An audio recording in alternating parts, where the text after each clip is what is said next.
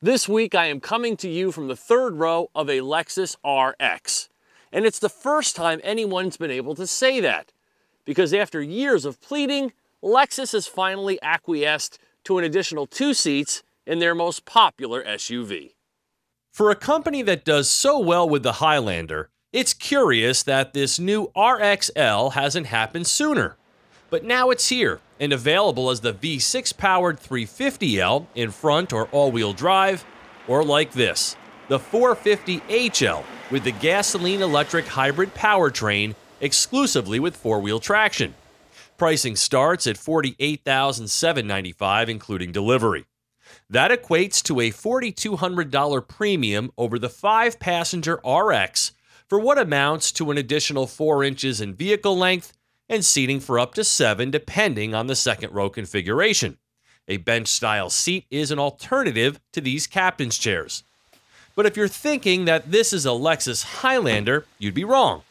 Despite the stretched body and steeper tailgate design, the RXL provides less passenger and cargo volume and thus loses 5 inches in third-row legroom to its Toyota counterpart. By every interior measure, this Lexus is smaller, and it's not even close. So about this third row, it's really small, and I'm talking total kids fodder here, and even then, they'd better be the smaller ones in their grade. Now, the mechanisms in place to configure the various seats are very good, but I don't believe this is the third row RX owners have been clamoring for. The third row seats are power controlled from the rear or the second row, so that's smart. And the captain's chairs slide, recline, and easily get out of the way for access to the back seats. But unless those riding in the second row are willing to move all the way up, there's virtually no legroom in the third row. It does get its own climate controls, and there's clever underfloor storage for items like the tonneau cover. And on occasions when you're using all 3 rows and still need to haul stuff, there's some space here to do that. Now, forgetting about third row practicality for a minute, I do like how Lexus designers handled the lengthening of the body, including this very cool chrome strip that dives down at the rear. And this autumn shimmer paint is gorgeous, particularly when bathed in sun. It's been 3 years since the last RX redesign, but it's doing a fine job of maintaining its edgier styling. My hybrid tester is loaded with just about everything the brand offers on the RX for a lavish experience that's hallmark Lexus. The RX is extremely popular because it's so easy and agreeable. From just the right step-in height, to the Supersoft, comfortable seating, to the low cowl, excellent visibility, to how good the wood and leather feel in the hand. The car-to-user handshake is spot on and is extremely welcoming. It's handsome, it's really quiet, and for the most part, easy to use. And I say most part because of this unfortunate piece of technology. What more can I say about Lexus Inform that I haven't already said 100 times? It's outdated and very clunky to use. But this cabin is beautiful, ultra comfortable, and of course, very quiet. This is a true luxury experience you'd expect from Lexus, with lots of stress-reducing amenities. The materials are rich, fit and finish top-notch.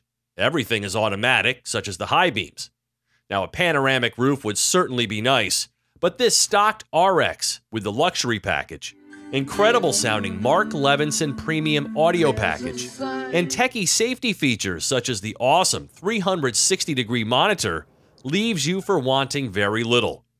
There are no USB ports in the rear, no CarPlay, no Android Auto, and that's really the area where the RX is lacking. So here's the deal with this RX. It is a soft, quiet, pleasant riding SUV with excellent visibility and a great driver's helm. But the hybrid powertrain just waters down the luxury experience too much to make sense. It feels like old technology, and it fails to satisfy the driver. Now, the gas mileage is very good, but at what cost? So for me, I'd stick with the regular gas engine, and then you'd really have something here. The old-fashioned battery and lack of harmony between the 3.5-liter engine and the electric motors is enough for me to issue a pass on the hybrid. It does produce 308 horsepower and accelerates to 60 miles per hour in 8.1 seconds, but it's just not a pleasing delivery, with the electric continuously variable transmission throwing a wet blanket on the process. And there's very little pure electric driving. But the mileage gains are legit, particularly in around the town driving. This one returns 29 mpg and offers a 500-mile driving range, besting the 350L by 8 mpgs and 100 miles of distance. The regenerative braking feels very normal, but the extra 500 pounds the hybrid carries is notable when driving in the country as it pertains to athletic handling attributes. Now, there is a sport mode, but the RX is a luxury SUV, and that's what it does particularly well, with a soft, forgiving ride quality and smooth curve tracing. Checking in at about $65,000 as tested, the RX 450HL is probably better off as a $50,000 Toyota Highlander Hybrid Limited Platinum. For TestDriveNow.com, I'm Steve Hammes.